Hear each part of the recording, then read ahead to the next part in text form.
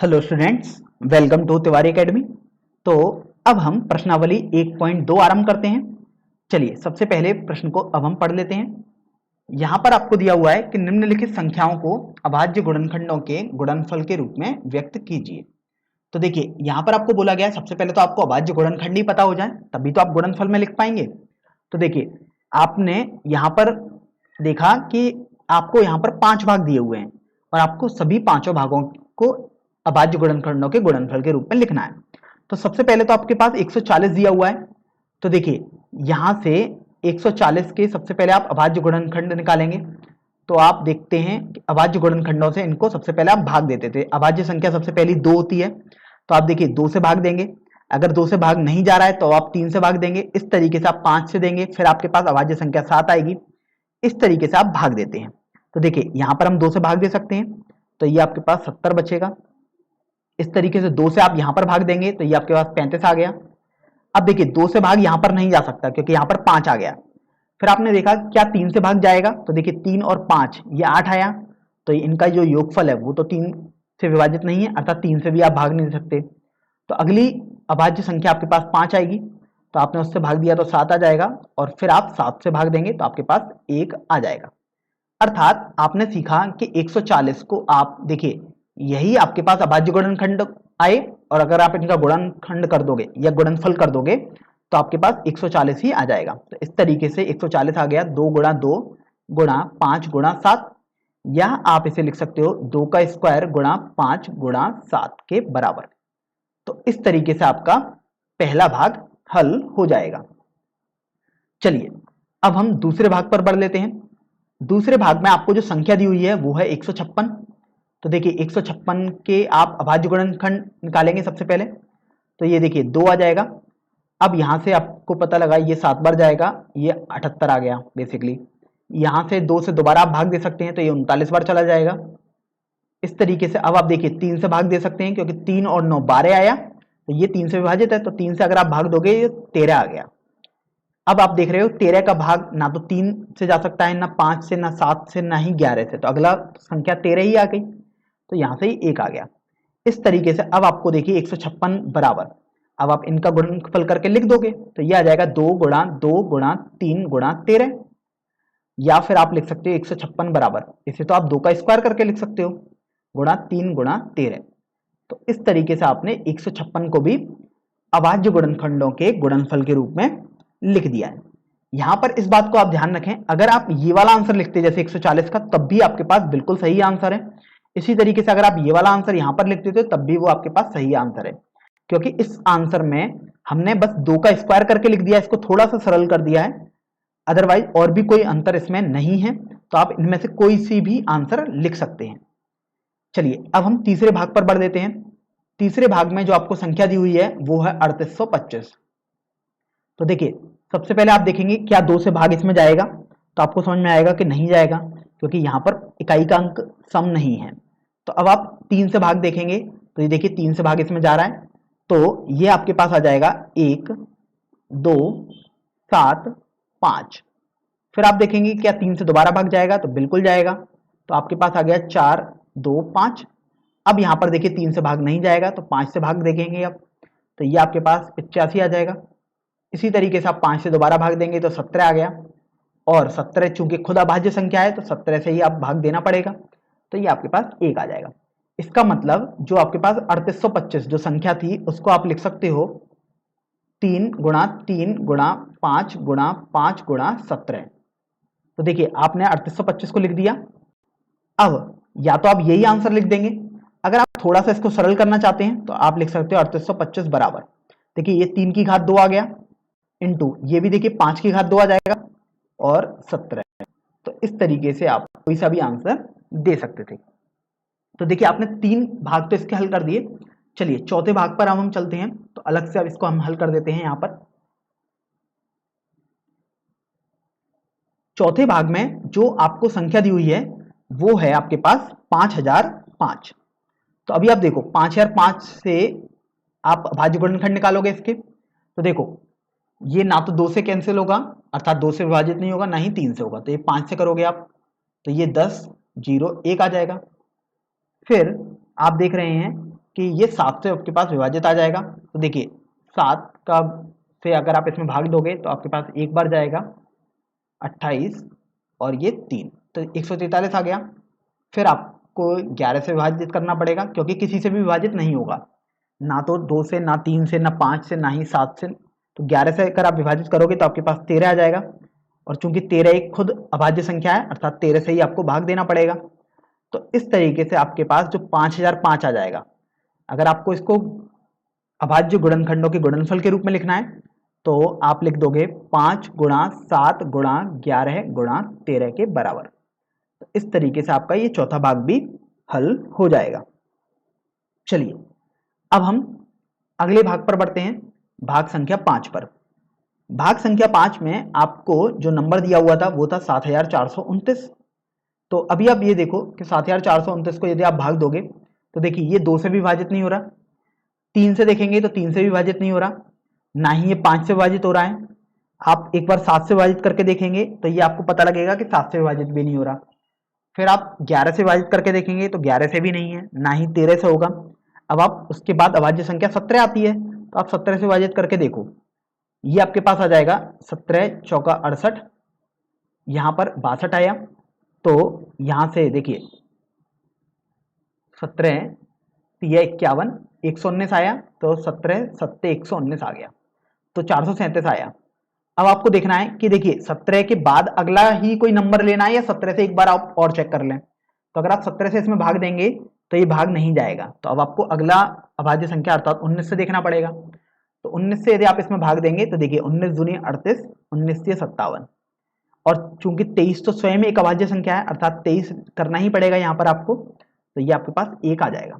तो इस तरीके से आप 7429 को अगर आप अभाज्य गुणनखंडों के गुणनफल के रूप में लिखेंगे तो आप लिख सकते हैं 17 गुणा 19 गुणा 23। तो देखिए ये आपका बेसिकली 5वें भाग का उत्तर भी आ जाएगा। चलिए अब हम अगले प्रश्न पर बढ़ते हैं। ये तो हमने पहले प्रश्न के 5वां भाग हल कर लिए। प्रश्न संख्या 2 में देखते हैं। प्रश्न संख्या 2 में आपको दिया हुआ है कि पूर्णांकों के निम्नलिखित युग्मों के एचसीएफ और एलसीएम ज्ञात करो तथा इसकी जांच कीजिए कि दो संख्याओं का गुणनफल बराबर एचसीएफ गुणा एलसीएम होगा। तो देखिए सबसे पहले तो हमें एचसीएफ और एलसीएम निकालना है और हमें इसकी जांच करनी है। तो देखिए सबसे पहला भाग देखते हैं। पहले भाग में आपको 26 और 91 दिया हुआ है। तो 26 और 91 के आप सबसे पहले तो गुणनखंड लिख लो एक बार। तो आप देख रहे हो 26 को आप लिख सकते हो 2 गुणा 13। अब छात्रों को यह दिक्कत आ सकती है कि हमने कैसे एक लाइन में लिख दिया, तो कोई बात नहीं, अगर आप नहीं लिख सकते हैं एक लाइन में तो आप 26 के ऐसे इस तरीके से आसान से तरीके से गुणनखंड निकालेंगे। तो देखिए 2 आ जाएगा यहाँ 13, फिर आपको 13 से भाग देना पड़ेगा। तो आपने देखा 26 को 2 गुणा 13 लिख दिया। इसी तरीके से 91 के आप निकालोगे। अगर आप जल्दी से कर सकते हैं एक लाइन में तो आप करें, अदरवाइज आप धीरे धीरे करके 91 के अभाज्य गुणनखंड निकालोगे। तो देखो ये 3 से नहीं जाएगा, तो देखिए ये आपके पास आ जाएगा 7 से जाएगा, क्योंकि 5 से भी नहीं जाएगा। तो देखिए 7 से ये 13 बार हो जाएगा और 13 से ये एक बार चला जाएगा। तो यहां से आपने देखा 91, आपके पास ये हो जाएगा 7 गुणा 13। अब देखिए आपको तो एलसीएम सबसे पहले निकालना है, अर्थात लोएस्ट कॉमन मल्टीपल, या आप हिंदी में बोलते हैं लघुत्तम समापवर्ती। तो अभी आप देखो आपके पास जो आ जाएगा, अब 13 देखो दोनों में आ रहा है तो आप एक ही बार काउंट करेंगे। तो 2 गुणा 7 गुणा 13, ये आपके पास एलसीएम आ जाएगा। तो इसी तरीके से अगर आप इसको हल करोगे तो देखिए ये आपके पास 14 गुणा 13 अर्थात 182 आ जाएगा। अगर आप एचसीएफ अर्थात हाईएस्ट कॉमन फैक्टर या हिंदी में महत्तम समापवर्ती निकालेंगे तो देखिए आपके पास महत्तम समापवर्ती अर्थात इन जो दोनों में कॉमन जो होगा वो आपको दिख रहा है 13 दिख रहा है, तो आपके पास एचसीएफ 13 आ जाएगा। तो आपने एलसीएम और एचसीएफ तो निकाल दिए।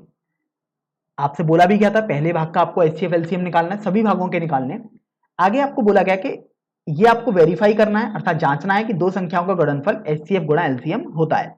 तो अभी आप देखो अगर दो संख्याओं का गुणनफल यदि आप निकालें तो 26 गुणा 91 यदि आप करोगे तो वो आपके पास आ जाएगा यहां से 2366।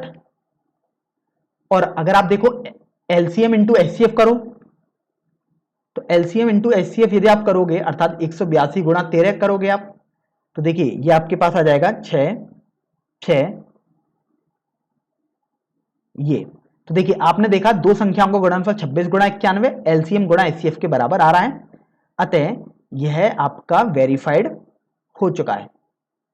अब आपको यह ध्यान रखना है कि भले ही इस प्रश्न में आपको वैसे तो वेरीफाइड करने को बोल रखा है अर्थात जांचने को बोल रखा है, अदरवाइज आपको यह ध्यान भी रखना है कि हमेशा दो संख्याओं का गुणनफल उनके एचसीएफ गुणा एलसीएम के बराबर आता है।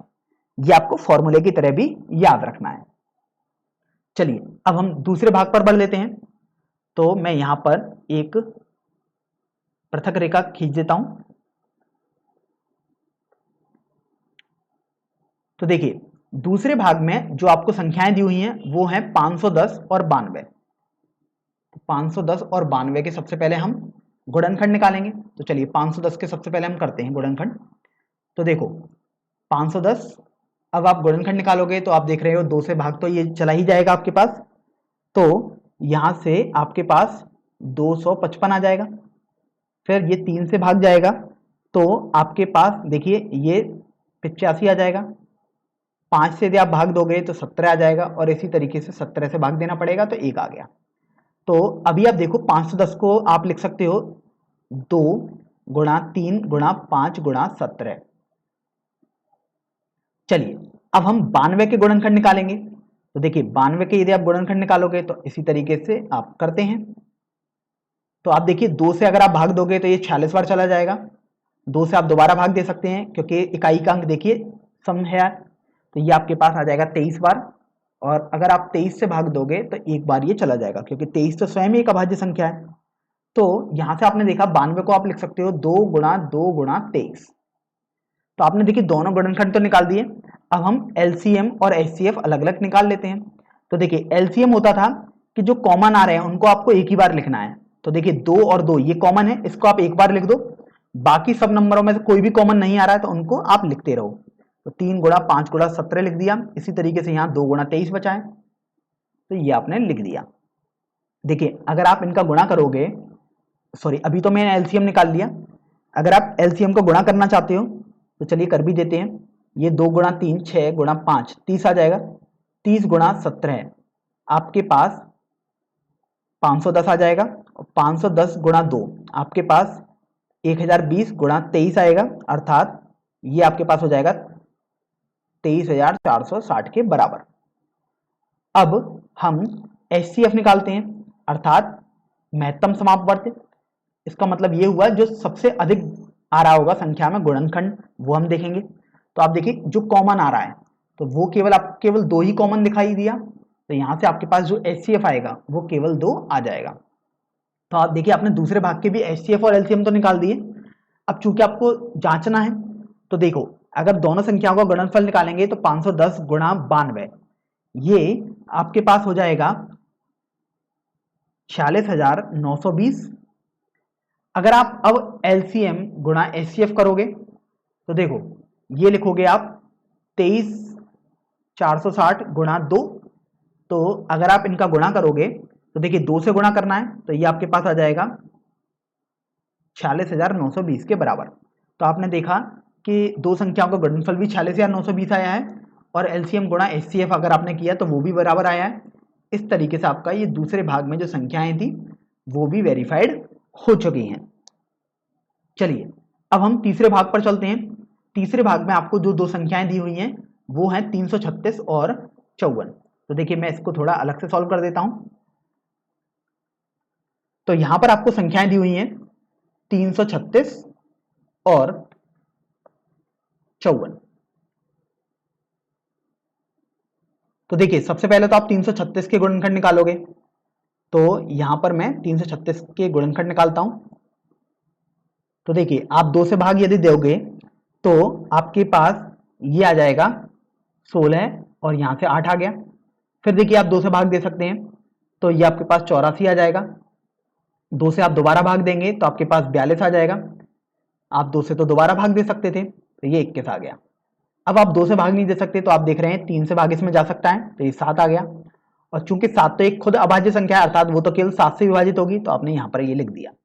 इसका मतलब ये हुआ कि आप 336 को अगर गुणनखंडों के गुणनफल के रूप में लिखेंगे तो वो आपके पास आ जाएगा 2 गुणा 2 गुणा 2 गुणा 2 गुणा 3 गुणा 7 के बराबर। अब हम आगे बढ़ते हैं तो अब हमें 54 के भी ऐसे गुणनखंड निकालने पड़ेंगे। तो देखिए 54 के यदि आप गुणनखंड निकालेंगे अभाज्य, तो देखिए आपके पास आ जाएगा 2 से भाग देने पर ये 27, 3 से यदि आप भाग दोगे तो ये 9 आ जाएगा, 3 से आप दोबारा भाग दोगे तो 3 आ गया, और देखिए 3 से आपने दोबारा भाग दिया तो आपके पास 1 आ जाएगा। अर्थात अब आप 54 को लिख सकते हो 2 गुणा 3 गुणा 3 गुणा 3। तो देखिए अभाज्य गुणनखंडों के रूप में तो आपने लिख दिया। अब आपको एलसीएम निकालना पड़ेगा। तो एलसीएम में आपने सीखा था कि अगर जो कॉमन आ रहे हैं उनको आप एक ही बार लिखोगे। तो देखिए इस 2 और इस 2 ये कॉमन आ रहा है, इसको आप एक ही बार लिखोगे, और इन 3 और इन 3 ये भी कॉमन आ रहे हैं, अर्थात आप इनको भी एक ही बार लिखोगे, और कोई भी आपके पास कॉमन नहीं आ रहा है। तो देखिए एलसीएम आपके पास हो जाएगा 2 गुणा, क्योंकि इनमें और इनमें मैंने एक ही बार लिख दिया। अब यहां पर आप 2 गुणा 2 गुणा 2 लिख दोगे, गुणा 3 गुणा 7 लिख दोगे, और यहां पर आपके पास 3 गुणा 3 बच गया। तो आपने एलसीएम यहां पर लिख दिया। अब अगर आप गुणा करना चाहते हैं तो देखिए गुणा यदि आप करोगे तो आपके पास देखिए ये 3 गुणा 7 21 गुणा 3 63 गुणा 3 यदि आप करोगे तो 189, और देखिए 189 गुणा 16 यदि आप करेंगे तो आपके पास ये 3024 के बराबर आ जाएगा। तो देखिए आपने एलसीएम निकाल दिया। अब बात आती है एचसीएफ निकालने की, अर्थात महत्तम समापवर्त्य निकालने के लिए। तो देखिए महत्तम समापवर्त्य वो होता है जो कॉमन संख्याएं होती हैं। तो देखिए इन दोनों में कॉमन एक तो 2 मिल रहा है, और आपने देखा कॉमन तो आपके पास 3 भी है, तो आपने एक 3 कॉमन भी ले लिया, और कोई भी कॉमन नहीं आ रहा है, अर्थात आप इतना ही रहने देंगे। तो एचसीएफ 2 गुणा 3 अर्थात 6 आपके पास आ जाएगा। तो अब देखो आपने एलसीएम और एचसीएफ आसानी से निकाल दिए। अब हमको केवल जांच करनी है कि यदि दो संख्याओं का गुणनफल एलसीएम गुणा एचसीएफ के बराबर आएगा या नहीं। तो देखिए संख्याएं थी आपके पास 336 गुणा 52, यहां पर आपके पास जो संख्या थी वो 54 थी। तो देखिए 336 गुणा 54 अब आप करते हो, तो ये 52 नहीं है, यहां 54 है। तो देखो 336 गुणा यदि 54 आप करोगे तो वो आपके पास आ जाएगा 18,144। अगर आप अब एलसीएम गुणा एचसीएफ निकालो, तो एलसीएम गुणा एचसीएफ यदि आपने किया तो देखिए आप लिखोगे 3024 गुणा 6, तो देखिए आपके पास ये आ जाएगा 18 और ये 144। तो चूंकि आपने देखा कि यहां दो संख्याओं का गुणनफल 336 गुणा 54 बराबर एलसीएम गुणा एचसीएफ आया है, अतः यह आपके पास यहां पर वेरीफाइड हो चुका है। तो इस तरीके से आपने यह प्रश्न संख्या 2 भी हल कर दिया। बस आपको बस ये ध्यान रखना है जो हमने आपको पहले भी बोला कि आपको अगर दो संख्याएं ए और बी दी हुई हैं, तो अगर आप ए गुणा बी करते हो तो वो आपके पास उनके एलसीएम ए और बी के एलसीएम और ए और बी के एचसीएफ के गुणनफल के बराबर होता है। तो आप इसको याद भी करेंगे क्योंकि ये काफी महत्वपूर्ण आपके पास सूत्र होता है। तो ये आंसर तो नहीं है, लेकिन ये सूत्र आपको याद करना है।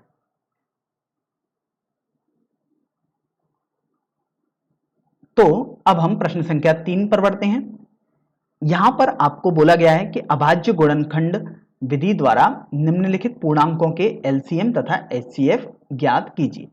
और आप देखिए आपके पास 3 भाग दिए हुए हैं और आपके पास तीनों भागों में 3-3 संख्याएं दी हुई हैं। तो अभी आप देखिए पहले भाग को अगर हम हल करें तो आपके पास यहां संख्या दी हुई है 12, 15 और 21।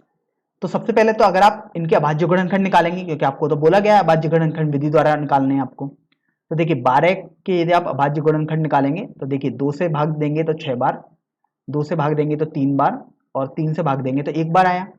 अर्थात आप 12 को लिख सकते हो 2 गुणा 2 गुणा 3 के बराबर। इसी तरीके से आप 15 के अभाज्य गुणनखंड निकालोगे तो देखो 15 के यदि आप अभाज्य गुणनखंड निकालोगे तो आपके पास 3 से भाग दोगे तो 5 बार, और 5 से भाग दोगे तो 1 बार जाएगा। तो ये 3 गुणा 5 आपने लिख दिया। और अब आप देखो आपको 21 के भी लिखने होंगे, तो इस तरीके से यदि आप 21 के लिखोगे तो 3 से भाग दोगे तो 7 बार, और 7 से भाग दोगे तो 1 बार गया, तो 21 ये आपके पास हो जाएगा 3 गुणा 7 के बराबर। तो देखिए आपने अभाज्य गुणनखंड तो सभी के लिख दिए, 12, 15 और 21 के। अब चूंकि आपको एलसीएम लिखना है, तो देखिए एलसीएम आपके पास होता था जो सभी का सम्मिलित हो, बस जो कॉमन आएगा उनको आप एक ही बार लिखोगे। तो देखा आपने 3 गुणा 3, और यहां पर जो 3 है, ये देखने में तो आपके पास 3 अलग अलग 3 है, लेकिन एलसीएम जब भी लिखते हैं तो आप इसको केवल एक ही बार काउंट करेंगे। और आप चूंकि देख रहे हैं इन तीनों में और भी कोई उभयनिष्ठ बचा ही नहीं, अर्थात अब जो बचे हुए हैं आप उनको लिख देंगे। तो 2 गुणा 2 बचा, यहाँ 5 और यहाँ 7 बचा है, तो यहां से आपने ये लिख दिया।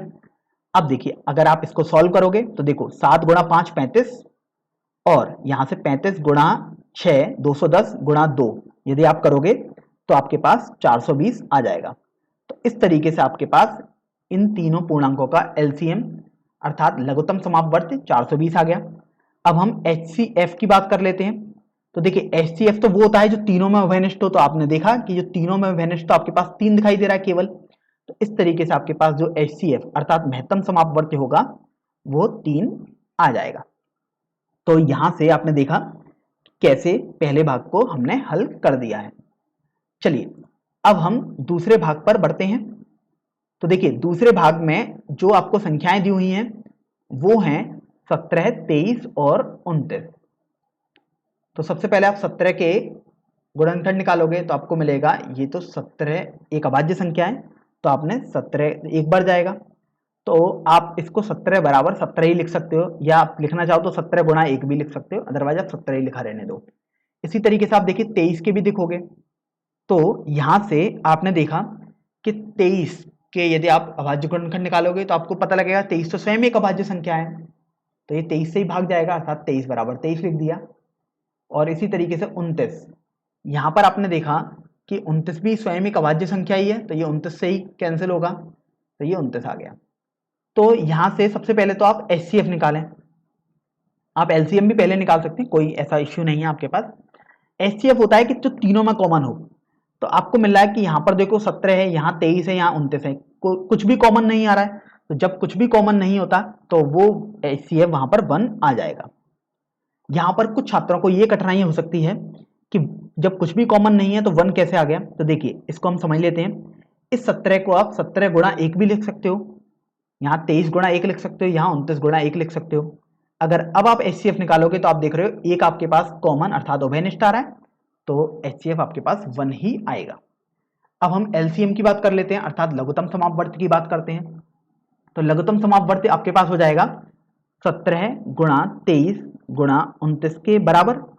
तो देखिए जब आप इसको हल करोगे तो यहां से आपके पास आ जाएगा 9 3 3 1 1। तो इस तरीके से आपने एलसीएम और एचसीएफ दूसरे भाग के भी निकाल दिए हैं। चलिए अब हम तीसरे भाग को हल कर देते हैं अलग से। तीसरे भाग में आपको जो संख्याएं दी हुई हैं वो हैं 8, 9 और 25।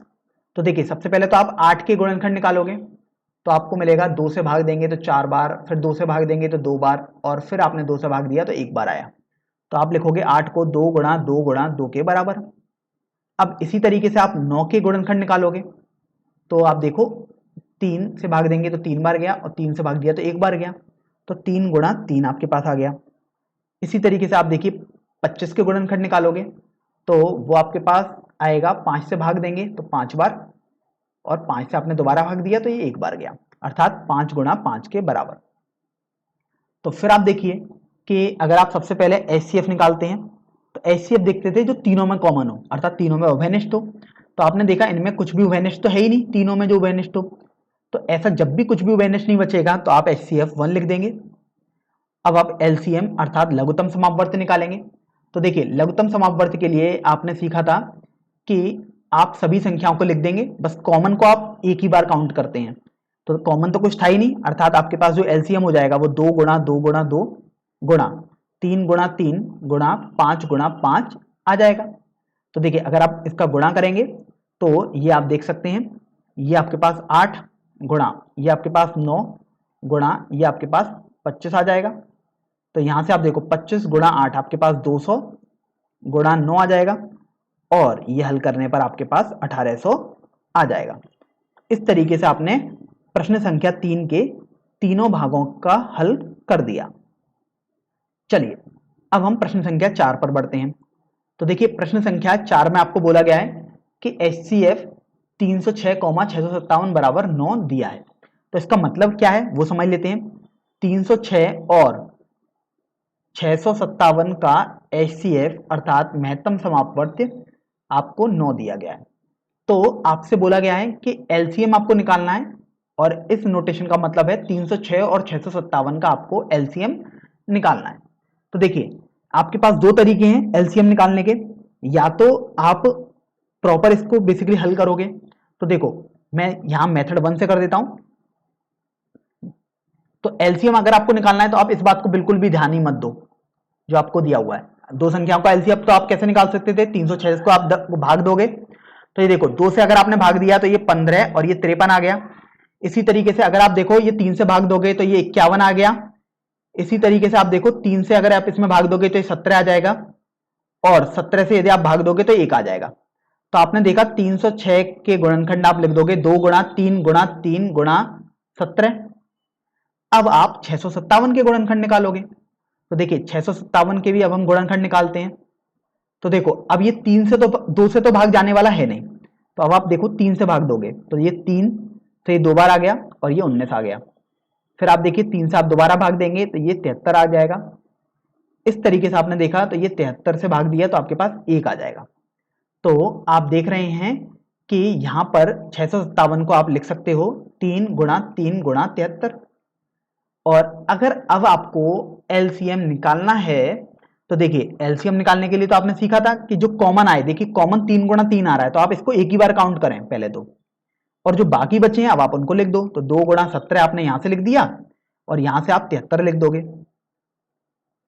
तो देखिए अगर आप इनको हल करोगे अर्थात इनका यदि आप गुणनफल कर दोगे इन सबका तो ये 9 गुणा 2 18 आ जाएगा। 18 गुणा 17 यदि आप करोगे तो आपके पास 306 गुणा 73 आ गया। और यदि आप इनका भी गुणा करोगे तो ये देखिए आपके पास आ जाएगा 22,338। तो इस तरीके से आपके पास 306 और 657 का LCM 22,338 आ जाएगा। तो देखिए ये तो हमारे पास रहा पहला मेथड। अब हम दूसरे मेथड पर बढ़ लेते हैं कि दूसरा मेथड आखिर क्या है। तो देखिए जो हमने पहला मेथड लिया उसमें हमने बेसिकली कोई भी फॉर्मूला यूज ही नहीं किया। यहां पर तो हम प्रॉपर एक तरीके से चले हैं। लेकिन मेथड 2 में आप देखिए एक फॉर्मूले का यूज करेंगे और ये आपके पास तब बहुत ही आसान हो जाएगा। आपने सीखा था कि अगर दो संख्याएं आपके पास A और B दी हुई हैं तो अगर उनका गुणनफल करेंगे तो वो LCM गुणा HCF के बराबर आती हैं। तो आप देखो आपको यहां जो HCF दिया वो 306 और 657 का दिया है और LCM भी उन्हीं संख्याओं का पूछा गया है। अर्थात आपको दो संख्या समझ में आ गई 306 और 657। तो देखो LCM तो आपको निकालना है तो आपने LCM लिख दिया गुणा HCF देखिए आपको 9 दे दिया गया है यहां पर। तो इस तरीके से LCM आपके पास हो जाएगा 306 गुणा 657 बटे 9। तो आप देखिए आप इससे यदि भाग करोगे तो यहां से देखो ये 3 बार चला गया और ये 4 बार चला गया।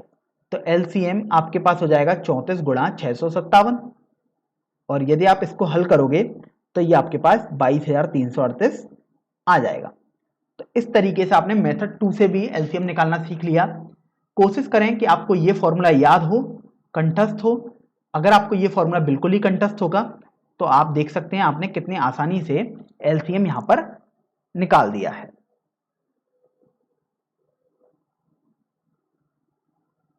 अब हम प्रश्न संख्या 5 हल करते हैं। इस प्रश्न में आपको बोला गया है कि जांच कीजिए कि क्या किसी प्राकृतिक संख्या n के लिए संख्या 6 की घात n अंक 0 पर समाप्त हो सकती है। तो देखिए आपको इसकी जांच करनी है अर्थात आपको यह बताना है कि क्या ऐसा संभव है अथवा नहीं है। अब आप ये देखो कि यदि कोई भी संख्या का इकाई अंक 0 हो अर्थात अगर कोई भी संख्या 0 पर समाप्त हो तो वो संख्या के गुणनखंड 2 और 5 तो होने ही चाहिए। तो मैं यहां पर लिख सकता हूं यदि किसी संख्या का इकाई अंक 0 है तो वह 10 से विभाजित होगी।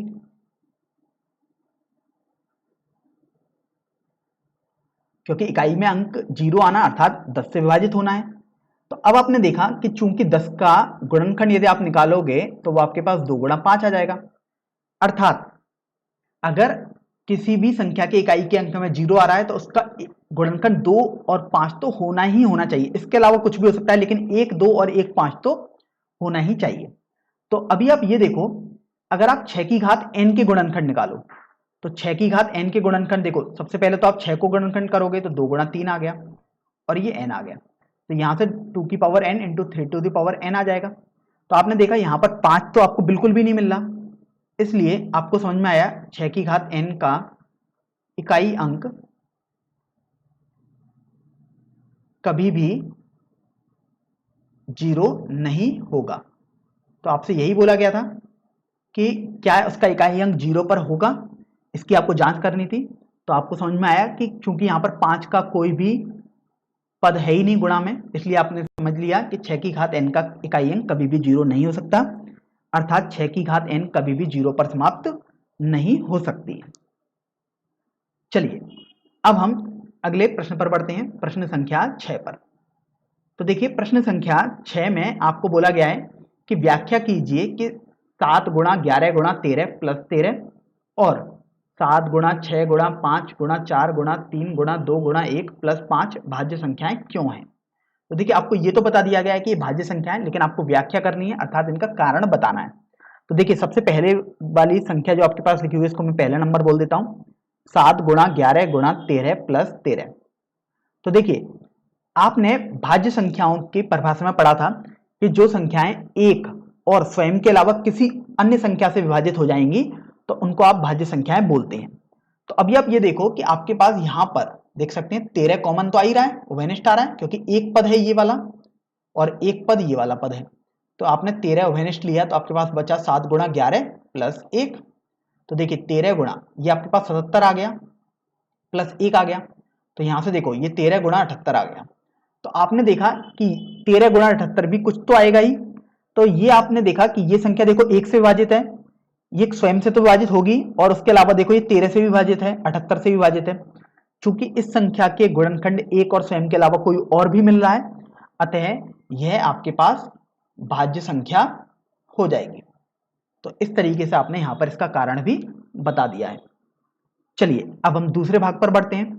दूसरे भाग में जो आपको संख्या दी थी वो थी 7 गुणा 6 गुणा 5 गुणा 4 गुणा 3 गुणा 2 गुणा 1 प्लस 5।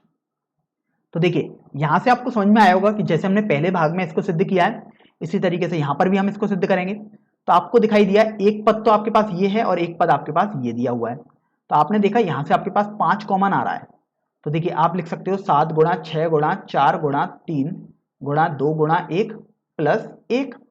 तो देखिए अगर आप इसको थोड़ा सरल करोगे तो ये आपके पास आ जाएगा, यहां से 7 गुणा 6 आपके पास 42 आ गया, 42 गुणा 4 यदि आप करोगे तो 168 आ गया और 168 गुणा 6 यदि आप करोगे तो आपके पास 1008 आ जाएगा प्लस 1 आ गया। तो यहां से आपको समझ में आएगा ये तो 5 गुणा 1009 लिखा है। तो देखिए ये संख्या एक के अलावा 5 से भी विभाजित है, 1009 से भी विभाजित होगी और अगर इनका गुणनफल करोगे तो एक कोई बड़ी संख्या आएगी उससे भी विभाजित होगी। तो इस तरीके से परिभाषा के अनुसार यह संख्या भी आपके पास एक भाज्य संख्या हो जाएगी। तो इस तरीके से आपने इस प्रश्न के कारण भी बता दिया है। तो अब हम प्रश्नावली 1.2 का सबसे अंतिम प्रश्न अर्थात प्रश्न संख्या 7 हल करते हैं। चलिए इस प्रश्न को सबसे पहले पढ़ लेते हैं। यहां पर आपको दिया हुआ है कि किसी खेल के मैदान के चारों ओर एक वृत्ताकार पथ है। इस मैदान का चक्कर लगाने में सोनिया को 18 मिनट लगते हैं, जबकि इसी मैदान का एक चक्कर लगाने में रवि को 12 मिनट लगते हैं। मान लीजिए कि वे दोनों एक ही स्थान और एक ही समय पर चलना प्रारंभ करते हैं और एक ही दिशा में चलते हैं। कितने समय बाद वे पुनः प्रारंभिक स्थान पर मिल जाएंगे। तो देखिए सबसे पहले इस प्रश्न को हम थोड़ा लैंग्वेज से समझ लेते हैं क्योंकि ऐसे प्रश्नों में छात्रों को थोड़ा कठिनाई होती है। तो देखिए, सबसे पहले आपने एक वृत्ताकार पथ बना लिया, इसे हम समझाने के लिए बना रहे हैं कि आपको प्रश्न को कैसे हल करना है। तो देखिए, माना मैंने यहां पर सोनिया भी है और राहुल भी है अभी स्टार्टिंग में। अब आपको बोला गया कि वे दोनों एक ही स्थान पर हैं और एक ही समय पर चलना प्रारंभ करते हैं। तो देखिए, एक ही स्थान पर है, एक ही समय पर चलेंगे और हम एक ही दिशा में इनको दौड़ाएंगे। तो देखिए, आपने देखा कि सोनिया 18 मिनट में एक चक्कर लगा लेती है और रवि 12 मिनट में एक चक्कर लगा लेता है। तो आप देखिए, रवि 12 मिनट में यहां पर पूरा चक्कर लगा के पहुंच गया होगा यहां पर, जबकि सोनिया एक चक्कर पूरा नहीं लगा पाई होगी। क्योंकि आपने देखा कि प्रश्न में तो आपको बोला गया कि उसे 18 मिनट लगते हैं, तो सोनिया हमें नहीं पता कहां पर होगी, मान लीजिएगा कहीं यहां पर होगी। जब रवि एक चक्कर लगाकर यहां पर पहुंच गया होगा तब सोनिया यहां पर होगी। इसी तरीके से रवि देखिए आगे दोबारा पहुंच गया होगा यहां पर, अगला चक्कर मतलब 24 मिनट बाद रवि यहां पर दूसरा चक्कर पहुंच गया होगा। लेकिन यहां पर सोनिया 24 मिनट में देखिए दो चक्कर तो पूरे नहीं कर पाई होगी, क्योंकि 18 मिनट उसको एक चक्कर यहां पर लगे, तो वो देखिए कहीं यहां पर ही होगी। तो अब आपको ऐसे देखना है कि वो दोनों एक स्थान पर कहां पर मिलेंगे, और वो पुनः प्रारंभिक स्थान पर आपको बोला गया, अर्थात इस स्थान पर वो दोबारा कब मिलेंगे। तो जब भी ऐसे सवाल आपके पास आएंगे तो आपको ध्यान रखना है कि यहां पर जो आपका उत्तर होगा वो आपके पास आ जाएगा, एलसीएम निकालने को होगा, वो 18 और 12 का आपको एलसीएम निकालना होगा। तो देखिए, बस आपको बेसिकली एलसीएम निकालना है। हमने आपको ये समझा दिया है कि एलसीएम क्यों हमने यहां पर यूज किया गया है। तो देखिए, सबसे पहले आप 18 के गुणनखंड लिखेंगे। तो 18 को यदि आप ऐसे करोगे सॉल्व, तो 2 ये 9 आ गया, 3 से 3 बार विभाजित और फिर दोबारा 3 से विभाजित किया, तो ये 2 गुणा 3 आ गया। इसी तरीके से आप 12 के भी अभाज्य गुणनखंड लिखोगे। तो देखिए, 12 के अगर आप अभाज्य गुणनखंड लिखोगे तो आपके पास 2 गुणा, ये देखिए 6 आ जाएगा, ये 2 गुणा 3 आ गया और ये 3 गुणा 1 आ गया। तो इस तरीके से 12 के अभाज्य गुणनखंड आपके पास 2 गुणा 3 आ गए। अब चूंकि आपको तो एलसीएम निकालना है और वही आपका उत्तर हो जाएगा। तो देखिए, एलसीएम निकालने के लिए सबसे पहले आप देखो ये 2 कॉमन आ रहा है दोनों में, और इसी तरीके से देखो 1 3 दोनों में कॉमन आ रहा है, अर्थात जो कॉमन आ रहा है उसको आप एक ही बार काउंट करें। और आप देखिए आपके पास जो बचा है वो है 3, और यहां पर आप देखिए आपके पास 2 बचा है। तो आप इसको हल करोगे तो देखो ये 6 गुणा 6 हो गया, तो यहां से 36 आ गया। इसका अर्थ ये हुआ कि 36 मिनट बाद वे दोनों प्रारंभिक स्थान पर मिल जाएंगे।